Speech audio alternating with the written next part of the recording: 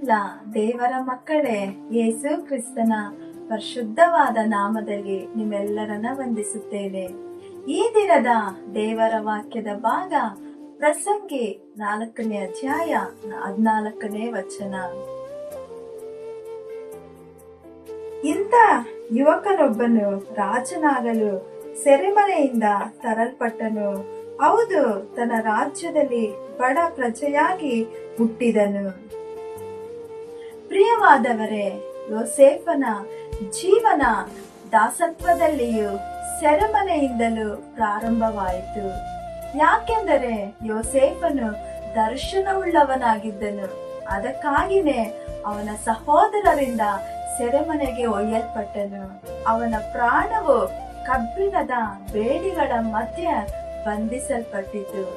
ಸೈತಾನನ ಕಣ್ಣಿಗೆ ಯೋಸೇಫನ ಚರಿತ್ರೆಯು ಇಲ್ಲಿಗೆ ಮುಗಿಯಿತು ಎಂದು ಬಹಳ ಸಂತೋಷಪಟ್ಟನು.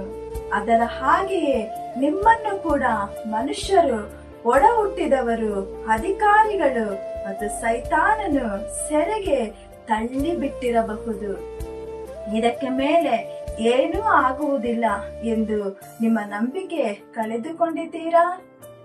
ಯಾಕೆ ನನಗೆ ಇಷ್ಟು ಕಷ್ಟಗಳು, ಇಷ್ಟು ನಿಂದೆಗಳು, ಇಷ್ಟು ಶತ್ರುಗಳು ಎಂದು ಕಳವಳಗೊಂಡಿದ್ದೀರಾ?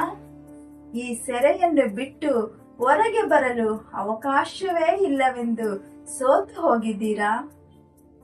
ಈ ದಿನವೇ ನಿಮ್ಮ ಸೆರೆವಾಸ ಬದಲಾಗುವ ದಿನ.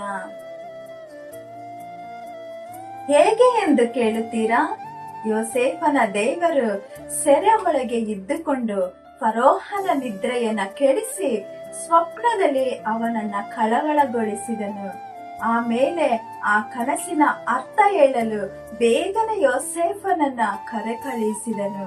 ಅದರ ಅರ್ಥವನ್ನು ಕೇಳಿ ರಾಜನು ಬಹಳ ಆಶ್ಚರ್ಯಪಟ್ಟು, ದೇವರಾತ್ಮನನ್ನು ಹೊಂದಿದ ಈ ಮನುಷ್ಯನ ಹಾಗೆ ಬೇರೆ ಯಾರಾದರೂ ಇದ್ದಾರೋ ಎಂದು ಹೇಳಿ ಐಗುಪ್ತ ದೇಶಕ್ಕೆಲ್ಲ ಅವನನ್ನ ಅಧಿಕಾರಿಯನ್ನಾಗಿ ಮಾಡಿದನು.